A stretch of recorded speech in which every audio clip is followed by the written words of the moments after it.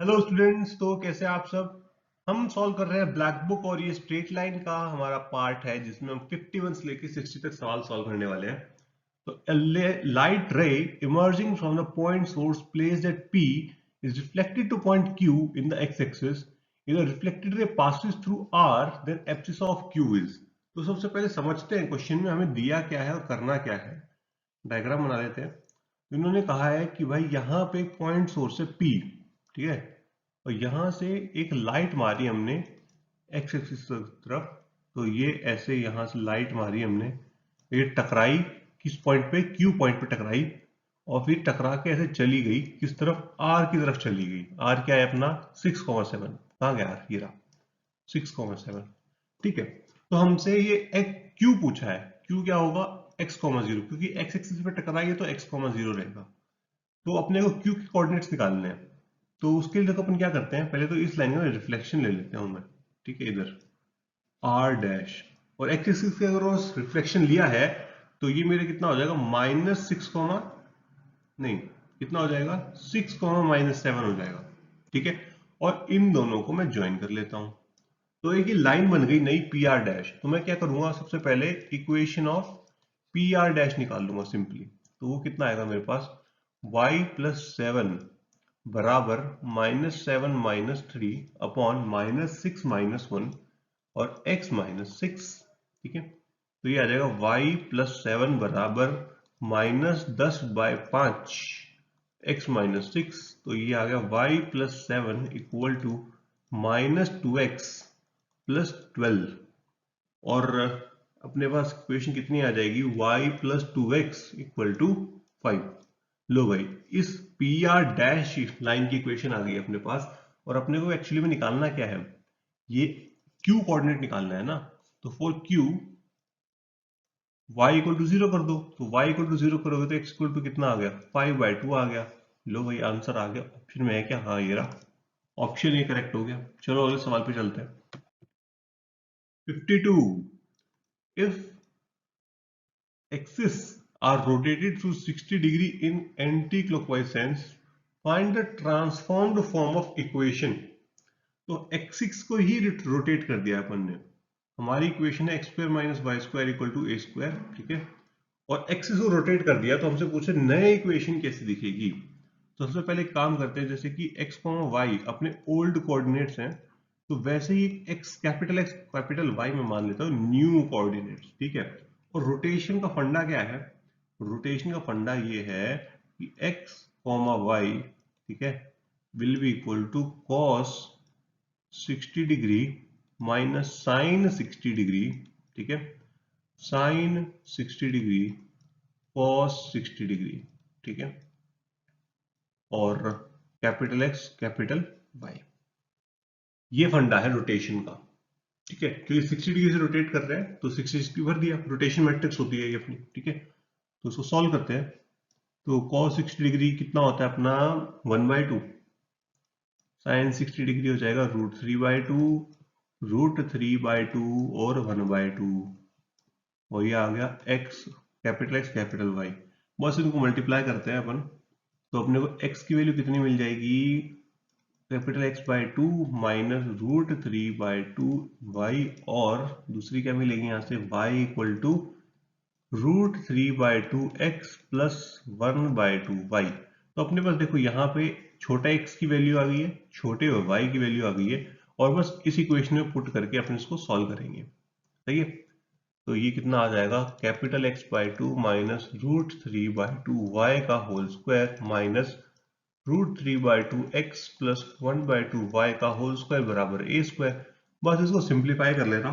ठीक है, तो सिंप्लीफाई करोगे ना आप, जब इसको आपको मिलेगा -x² + y² -2√3xy बराबर 2a²। तो ऑप्शन कोई सही है क्या, -x², माइनस में चाहिए ना, तो इसमें नहीं है, इसमें भी नहीं है, हाँ इसमें लग रहा है, हाँ हाँ हाँ मिल रहा है, बिल्कुल मिल रहा है। तो इसका ऑप्शन सी सही हो जाएगा। अगले क्वेश्चन पे चलते हैं।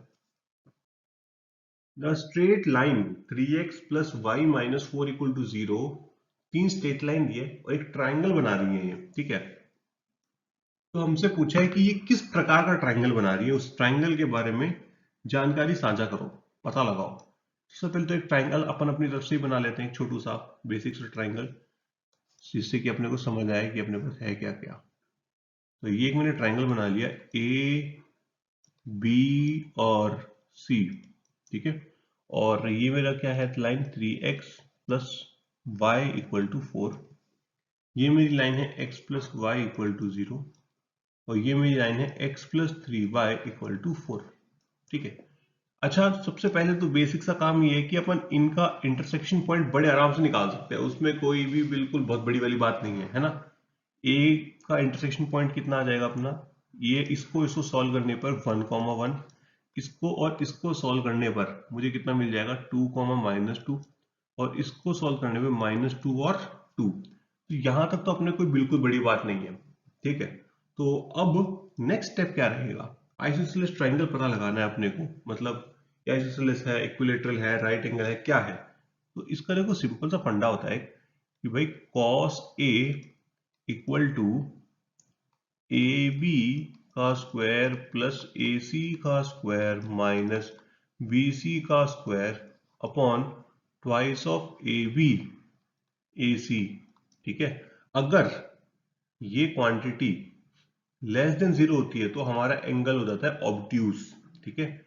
इक्वल टू 0 आता है तो हो जाता है 90 डिग्री, और ग्रेटर देन 0 आ जाता है तो हो जाता है एक्यूट, ठीक है। ये बेसिक कॉन्सेप्ट है इस क्वेश्चन का। तो ये इसको इस्तेमाल करके हम इस क्वेश्चन को फटाफट सॉल्व कर सकते हैं। कैसे, तो पहले तो ए बी निकाल लो फटाफट, है ना। ए बी निकाल सकते हो, कोऑर्डिनेट अपन ऑलरेडी निकाल के बैठे हैं। तो ए बी निकालेंगे अपन, कितना आएगा 1 - 2 का होल स्क्वायर प्लस 3 का स्क्वायर यानी कि 9, तो ये आ गया √10। और बी सी निकालोगे तो ये कितना आ जाएगा आपके पास 2 + 2 4 का स्क्वायर ना, यानी 16, और ये भी 16 यानी कि 4√2, ठीक है। और ए सी भी निकाल लो तो ये कितना आ जाएगा बस 9 + 1 यानी कि √10। तो एक बात तो साफ हो गई कि देखो ये 10 और ये 10 बराबर है, यानी कि ये साइड बराबर है, और दो साइड बराबर होना और तीसरी साइड अनइक्वल होना इसकी तरफ संकेत करता है, आइसोसेलेस ट्राइंगल की तरफ संकेत करता है। अब भाई आइसोसेलेस तो पता चल गया, तो ऑब्ट्यूज और एक्यूट भी बताना पड़ेगा, क्योंकि क्वेश्चन में हमसे पूछा है। अभी हम टिक नहीं कर सकते, अगर आइसोसेलेस होता ना सिस्टम तुरंत टिक कर देते, अभी नहीं कर सकते। अभी हमें इस फॉर्मूला की मदद से और सॉल्व करना पड़ेगा। तो cos A इक्वल टू कितना हो जाएगा, ए बी का स्क्वायर यानी कि 10, ठीक है, ए सी का स्क्वायर यानी कि +10 माइनस 16 इंटू 2 बटे 2 इंटू ए बी इंटू ए सी यानी कि 10 आ जाएगा यहाँ पे। तो अब ऑब्वियस सी बात है, देखो ये 20 होगा, ये 32 होगा, ऑब्वियसली कितना आएगा, ये लेस देन 0 आने वाला है, ठीक है। लेस देन 0 आएगा, और लेस देन 0 आने का मतलब क्या है, अभी बताया था, ऑब्ट्यूज एंगल ट्राइंगल बनेगा, आइसोसेलेस ट्राइंगल बनेगा। तो ऑप्शन कौन सा सही हो गया, डी हो जाएगा, सही है। चलो भाई अगले सवाल पे, question number 54, m and b are real numbers such that mb is greater than 0। mb को क्या बोल रहा है, 0 से बड़ा बोला है, और then the line whose equation is y equal to mx plus b cannot contain the point। मतलब एक लाइन है y equal to mx plus b, वो इनमें से कौन सा पॉइंट कंटेन नहीं करेगी। अच्छा, तो mb ग्रेटर देन 0 बोला है, तो एक केस तो ये बनेगा कि दोनों 0 से बड़े हों, एक केस ये बनेगा दोनों 0 से छोटे हो, तभी प्रोडक्ट 0 से बड़ा आएगा, सही है। और इसके अंदर अगर मैं इसके एंड पॉइंट्स निकालना चाहूं तो मुझे क्या क्या मिलेगा, तो x की वैल्यू, y की वैल्यू मैं 0 रखूंगा तो मुझे क्या मिल जाएगा -b/m, 0, ठीक है। और x की वैल्यू मैं 0 रखूंगा तो मुझे मिलेगा 0, b, सही है। तो अपन चेक करते हैं 1 बाय 1। सबसे पहले देखो ये वाला, देखो 0,2008, 0,2008। तो आप खुद बताओ, इस फॉर्म का पॉइंट है ना अपने पास, ये रहा, और b अपना पॉजिटिव भी हो सकता है और नेगेटिव भी हो सकता है, तो ऑप्शन ए भी आ सकता है, बी भी, सी वाला भी कोऑर्डिनेट आ सकता है, तो इनको तो कर दो रिजेक्ट, ठीक है। अपने पास कौन बचा, अब ऑप्शन बी पे आते हैं। अब वो क्या है, 2008,0। अब यहाँ पे ध्यान देने वाली बात ये है कि इसको पकड़ो, ये इसकी जैसी फॉर्म है, तो -b/m, 0 है ना अपने पास, तो b/m। अब आपको पता है कि भाई जब mb ग्रेटर देन 0 है तो या तो दोनों पॉजिटिव होंगे या दोनों नेगेटिव होंगे। अब दोनों पॉजिटिव होंगे तो भी ये वाला पूरा का पूरा नेगेटिव रहेगा, और दोनों नेगेटिव होंगे तो भी ये नेगेटिव रहेगा। तो इसका मतलब ये है कि पॉजिटिव 2008 कभी भी यहाँ आएगा ही नहीं। तो ऑप्शन कौन सा सही बैठ गया? ऑप्शन बी सही बैठ गया। सेम आप डी को लेके भी चेक कर सकते हो, दिमाग लगा सकते हो कि लाइक करेगा नहीं करेगा। ये आराम से लाइक कर जाएगा, क्योंकि लाइन बहुत लंबी है अपने पास, आराम से कंटेन हो जाएगा। समझे? Question number 55. The number of possible straight lines passing through 2, 3 and forming a triangle with coordinate axis with area 12. ठीक है, तो अपन एक काम करते हैं, अपनी स्ट्रेट लाइन मान लेते हैं x अपॉन ए प्लस वाई अपॉन बी बराबर 1। सही है, तो मैंने क्या किया, ये अपनी स्ट्रेट लाइन मान ली। सही है। अच्छा, तो अपनी स्ट्रेट लाइन दिखेगी कैसी? कुछ इस प्रकार की दिखेगी, है ना। और ये पॉइंट क्या हो जाएगा, a, 0, और ये क्या हो जाएगा 0, b। और क्योंकि मेरी ये स्ट्रेट लाइन एक पॉइंट 2, 3 से पास करती है, वो भी सी के ऊपर लाई करेगा। ठीक है, ये तो हो गया अपना a और ये हो गया b। तो 2, 3 से पास करती है, तो इसके अंदर सेटिस्फाई करा सकता हूं मैं। तो ये कितना आएगा, 2/a प्लस 3/b बराबर 1। यानी कि अपने पास आ जाएगा 3a प्लस 2b बराबर ab। ठीक है, इसको डब्बा बंद करके संभाल के रख लो, बहुत काम आने वाला है। ठीक है। अच्छा, और एक और कंडीशन दी है, एरिया कितना होना चाहिए, हाफ ए बी कितना आना चाहिए, 12 आना चाहिए। ठीक है, हाफ ए बी तो होता है एरिया, ये लेंथ ए है, ये बी है, हाइट इंटू बेस। तो और एरिया हमेशा पॉजिटिव होता है, तो मॉड ए बी ले ले अपन, mod A B equal to 24, क्योंकि एरिया पॉजिटिव होता है। तो ए और बी में से कोई भी अगर नेगेटिव रहा होगा कोऑर्डिनेट, तो भी अपन ने पॉजिटिव ही लिया होगा, है ना। तो मॉड लेना ही भलाई। ठीक है, तो अब देखते हैं इसको, पहला केस बनाते हैं अपन। केस वन ये है हमारा कि भाई a इक्वल टू 24/b हो जाए, यानी कि पॉजिटिव साइन दोनों में, a और b में। ठीक है, पॉजिटिव साइन के साथ खुल गया।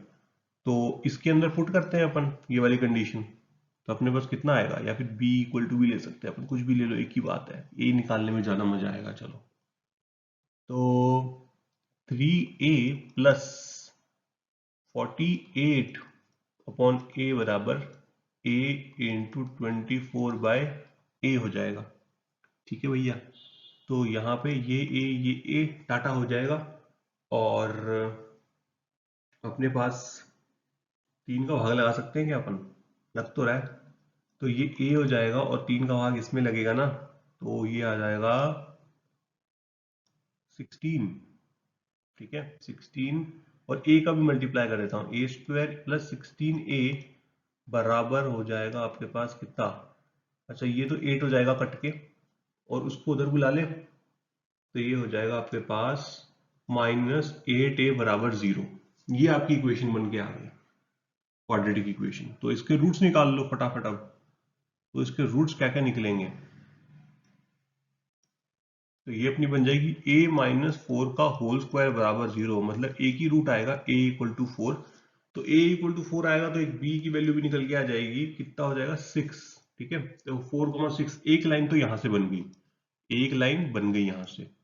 अच्छा, तो एक और लाइन बनाने की कोशिश करते हैं, देखते हैं कितनी लाइन बनेगी। तो अगला केस ले लेता हूं मैं, केस 2। तो केस 2 में हम क्या लेंगे, b इक्वल टू -24/a ले लेंगे। सही है, तो पुट करते हैं 3a माइनस 24 इंटू 2/a बराबर -24। ठीक है, वही वापस से 3 का भाग लगाओ और a का मल्टीप्लाई कर दो, तो ये आ जाएगा a² प्लस 8a माइनस 16 बराबर 0। और श्रीधराचार्य फॉर्मूला की मदद से मैं लिख सकता हूँ a equal to -8 plus minus under root 64 plus 64 आएगा ना। तो एक काम करता हूँ, मैं 8 को पहले ही बाहर निकाल लेता हूँ, अंदर बचेगा √2 अपॉन 2, जो कि हो जाएगा -4 प्लस -4 √2। सही है, तो मतलब 2 a की वैल्यू हो गई, a की वैल्यू कितनी आ गई, 2 आ गई यहाँ से। तो यहाँ से b की वैल्यू भी 2 निकल के आएगी, तो यहाँ से 2 लाइन्स यहाँ से मिल जाएंगी अपने को, एक लाइन यहाँ मिल गई, तो टोटल कितनी 3 लाइन मिल गई ना। तो आंसर इसका हो जाना चाहिए 3। x1, x2, x3, y1, y2, y3 are in GP with same common ratio then the points।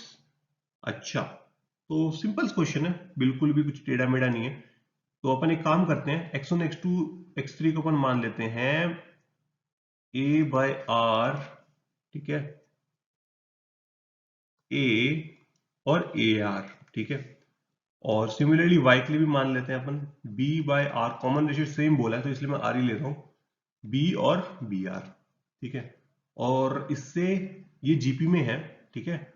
और इनसे पॉइंट बनाना है अपने को a/r कॉमा b/r, ठीक है। एक पॉइंट बन जाएगा a कॉमा b और एक पॉइंट बन जाएगा AR कॉमा BR। और हमसे पूछा है कि भाई स्ट्रेट लाइन पे लाई करते हैं, सर्कल पे है, ट्राइंगल पे है, तो एक काम करो एरिया ही निकाल लेता हूँ सबसे पहले मैं इनका, उससे ही बहुत कुछ पता चल जाएगा। तो A/R B/R 1, AB 1, AR BR 1, ठीक है भाई। तो एक काम करो, इस लाइन से A कॉमन निकाल लो, इस कॉलम से B कॉमन निकाल लो, तो ये आपके पास आ जाएगा AB/2 1/R 1/R 1 R 1, ठीक है। अच्छा, तो AB/2, ये डिटर्मिनेंट निकाल लेते हैं, सॉल्व करते हैं। 1/R 1 minus R minus 1/R, ये हो जाएगा 1 minus R plus 1 R minus R। तो देखो ये टाटा कट गया, ये पूरा जीरो हो गया, तो ये एरिया कितना आ गया, जीरो आ गया। एरिया जीरो आना मतलब कि भाई एक सेम स्ट्रेट लाइन में लाई करते हैं, तो क्वेश्चन का आंसर क्या हो जाएगा, A. Locus of centroid of triangle whose vertices are given to us, ठीक है। तो अपने को क्या क्या गिवन है कि भाई एक पॉइंट ए गिवन है जिसकी कोऑर्डिनेट है a cos t b sin t, एक कोऑर्डिनेट b गिवन है जिसके हैं b sin t minus b cos t, और एक c गिवन है अपने को 1,0। इसका क्या सेंट्रोइड का लोकस पूछ रहा है, t वेरी कर रहा है, यहाँ पे t चेंज हो रहा है, ठीक है। तो सेंट्रोइड का फंडा तो सिंपल सा है भाई, x equal to a cos t plus h मान लेते हैं, ठीक है। सेंट्रोइड को लिया, सेंट्रोइड को h को मान लिया, a cos t plus b sin t plus 1/3। तो इस 3 को मैं एक काम करता हूँ, यहां से हटाता हूँ और इधर लिख देता हूँ, और मुझे मिल जाएगा 3h माइनस 1 बराबर a cos t plus b sin t, ठीक है। एक इक्वेशन तो ये मिल गई, इसको संभाल के रखो। अच्छा, दूसरी इक्वेशन के लिए भाई 3k इक्वल टू कितना हो जाएगा, 3k इक्वल टू हो जाएगा b sin t minus b cos t, ठीक है। एक और इक्वेशन आ गई, इन दोनों इक्वेशन को स्क्वायर करके ऐड करो, स्क्वायरिंग एंड ऐड, स्क्वायर करके ऐड करोगे तो आपको मिल जाएगा 3h माइनस 1 का होल स्क्वायर प्लस 3k का होल स्क्वायर बराबर a cos t plus b sin t plus a sin t minus b cos t का होल स्क्वायर, यहाँ स्क्वायर यहाँ स्क्वायर। बस इसको सिंप्लीफाई करना आप, ए स्क्वायर प्लस बी स्क्वायर आ जाएगा राइट साइड पे, और बस अब x की जगह x रख दो, 3x 1 का होल स्क्वायर की जगह y रख दो, 3y का होल स्क्वायर बराबर a square plus b square. तो मिला लो भाई, ऑप्शन कौन सा बन रहा है, ऑप्शन बी सही हो जाएगा, है ना। ऑप्शन बी सही हो जाएगा, खत्म। चलो अगले क्वेश्चन पे चलते हैं अपन तो। Question number 58, the equation of straight line passing through 4,3 and making intercept on the coordinate axis whose sum is -1। अच्छा, ओके। तो बोल रहा है कि एक स्ट्रेट लाइन है ऐसे जो कि 4,3 से पास करती है, और इसके इंटरसेप्ट्स क्या क्या है कोऑर्डिनेट एक्सिस पे, a,0 और b,0,b, और इन्होंने कहा इनके इंटरसेप्ट का सम कितना है, -1 है, यानी कि a plus b equal to कितना बोला इन्होंने, -1 बोला। तो एक कंडीशन ये हो गई। और इस लाइन की जनरल इक्वेशन अगर आपसे पूछूं तो क्या बोलोगे, x/a प्लस y/b बराबर 1, और 4,3 इस पॉइंट में लाई करता है तो उसको भी सेटिस्फाई कराओ। तो 4/a प्लस 3/b बराबर 1, तो यहां से कितना आ जाएगा आपके पास, 3a प्लस 4b बराबर ab, सही है। अच्छा जी, ओके। तो इसी लाइन को अपन पकड़ते हैं, ठीक है, और इन दोनों को पकड़ते हैं, इन दोनों को मिक्स करते हैं कुछ, ठीक है। तो कितना है अपने पास? अपने पास है 3a + 4b = ab, है ना? तो क्या किया जा सकता है? क्या कीजिएगा आप? तो यहां से काम ही कर सकता हूं मैं, 3a + 3b + b = ab लिख सकता हूं मैं, है ना? कोई दिक्कत नहीं है, सेम ही तो चीज है। और यहां से थ्राइस ऑफ a + b बराबर b = ab हो जाएगा। अच्छा, तो a + b की वैल्यू कितनी है? -1, तो क्यों ना पुट कर दी जाए। तो -3 + b बराबर कितना आ गया? ab आ गया। अच्छा, तो इससे क्या होगा? इससे क्या होगा? इससे अपने पास क्या आ जाएगा? ये करते हैं, b - ab = 3 लिख लेते हैं। b कॉमन निकालो, 1 - a = कितना आ गया? 3 आ गया, ठीक है। और b की वैल्यू पुट करो, b की वैल्यू पुट करते हैं अपन, b की वैल्यू -1 - a 1 - a = 3, तो ये हो जाएगा 1 - a 1 + a 1 - a = -3। मैंने क्या किया, ये वाला माइनस बाहर निकाल के राइट साइड पे भेज दिया, तो लेफ्ट साइड में कितना होगा? 1 - a का स्क्वायर बराबर -3, दैट मीन्स 4 = a²। तो a की वैल्यू कितनी आ गई? +-2 आ गई। तो बस यार, अब कुछ भी नहीं बचा। जब a की वैल्यू आ गई +-2, तो b की वैल्यू भी बड़े आराम से निकल जाएगी, ठीक है। तो अगर a की वैल्यू 2 है तो b की वैल्यू कितनी आ जाएगी? -3। और जब a की वैल्यू -2 होगी तो b की वैल्यू कितनी निकल के आ जाएगी? 1 निकल के आ जाएगी। तो इसका मतलब एक लाइन तो x/2 - y/3 बराबर 1 हो जाएगी, और एक लाइन हो जाएगी x/-2 + y/1 बराबर 1 हो जाएगी। तो ऑप्शन डी सही है इसका। अगले क्वेश्चन पे चलते हैं अपन। तो question number 59, let a 3,2 and b 5,1 ABP is an equilateral triangle is constructed one side of AB remote from origin। एक नया शब्द दे दिया, रिमोट फ्रॉम ओरिजिन। ये बड़ा ही पता नहीं क्या वर्ड दे दिया, remote from origin. Then orthocentre of the triangle ABP is. सबसे पहले तो रिमोट फ्रॉम ओरिजिन का मतलब होता है ओरिजिन से दूर, ठीक है। ओरिजिन से दूर है, ओरिजिन के पास नहीं है आपका पॉइंट। और इन्होंने आपको एक इक्विलेटरल ट्राइंगल गिवन है, तो हम भी थोड़ा सा इक्विलेटर जैसा बनाने की कोशिश करते हैं।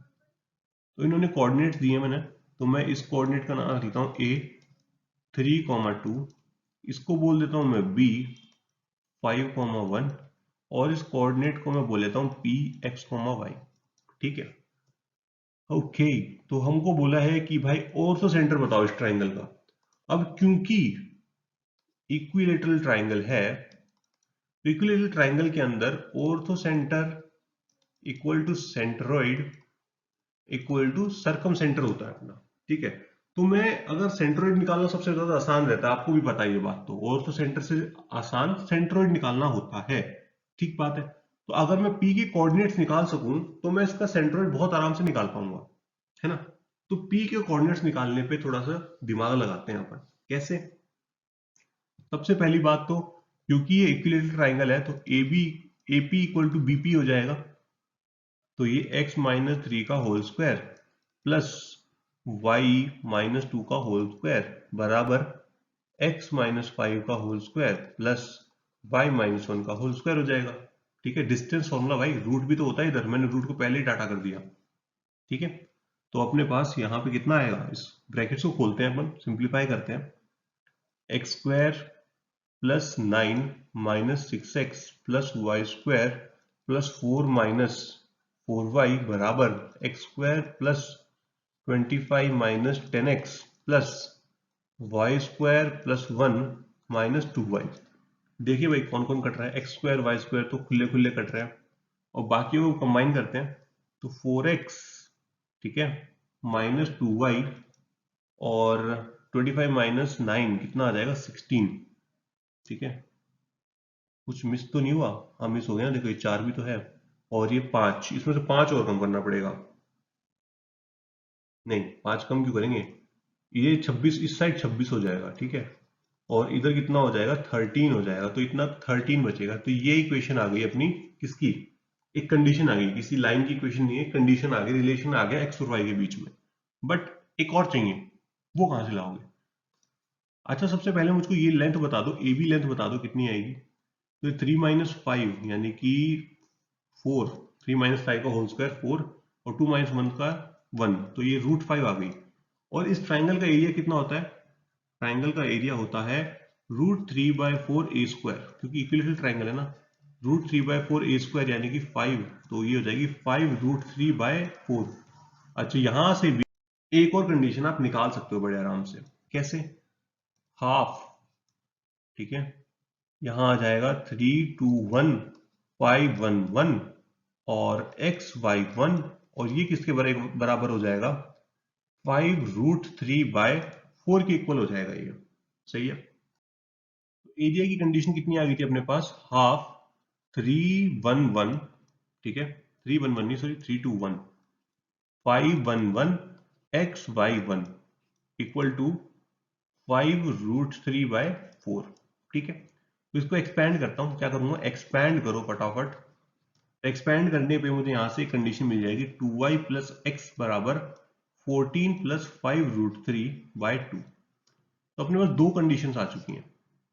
एक तो आई थी अपने पास 4x minus 2y equal to 13, ठीक है, और एक अपने पास आ गई है x प्लस 2y बराबर 14 प्लस 5√3/2। सही है। अब करना क्या है? इन दोनों को करो सॉल्व। इन दोनों को सॉल्व करूंगा तो मुझे यहां से x की वैल्यू मिल जाएगी 4 प्लस √3/2, और y की वैल्यू कितनी निकल के आ जाएगी? 3/2 प्लस √3। तो अब देखो, आपको तीनों कोऑर्डिनेट्स पता है, तो अब सेंट्रोइड बता सकते हो। तो सेंट्रोइड आराम से निकल जाएगा इनका। तो सेंट्रोइड कितना आ जाएगा अपने पास?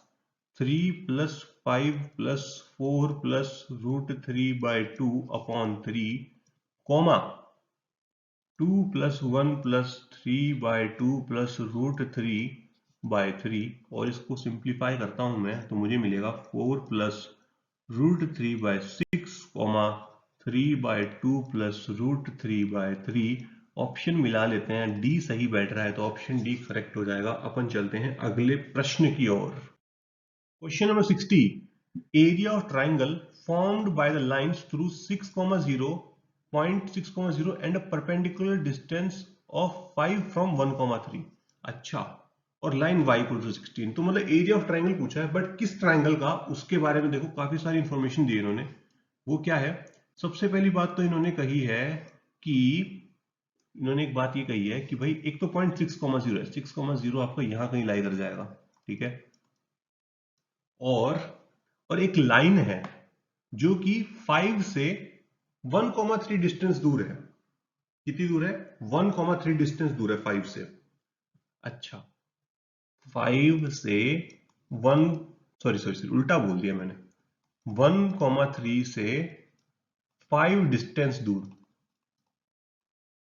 और पेंडिकुलर डिस्टेंस है ये। तो एक काम करते हैं, अपन लाइन मान लेते हैं अपनी y equal to mx plus C, है ना, और वो लाइन इस पॉइंट को 6,0 पॉइंट जो है अपना, उसको सेटिस्फाई भी करेगी। तो रखो इसके अंदर, एक बार रख के देखते हैं अपन क्या आएगा। तो 0 इक्वल टू 6m प्लस सी आ गया, तो यहाँ c की वैल्यू कितनी आ गई? -6m आ गया। तो एक्चुअली में ये लाइन को मैं आपकी रीडू कर सकता हूँ, दोबारा रीराइट कर सकता हूँ। तो कितनी होगी? वो हो जाएगी y बराबर mx -6m। सही है। तो ये आपकी लाइन है, और ये लाइन जो है ना, इस पॉइंट से इतना डिस्टेंस दूर है।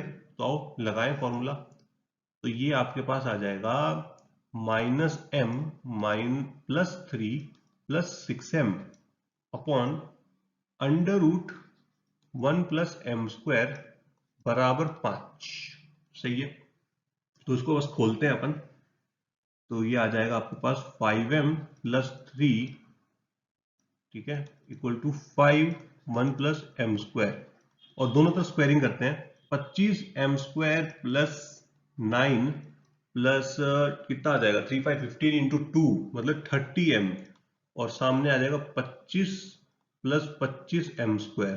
तो कुछ कट रहा है क्या? एक तो ये कट जाएगा पूरा पूरा, और 30m इक्वल टू कितना आ जाएगा यहां से अपने पास 16, तो m इक्वल टू 8/15 आ गया।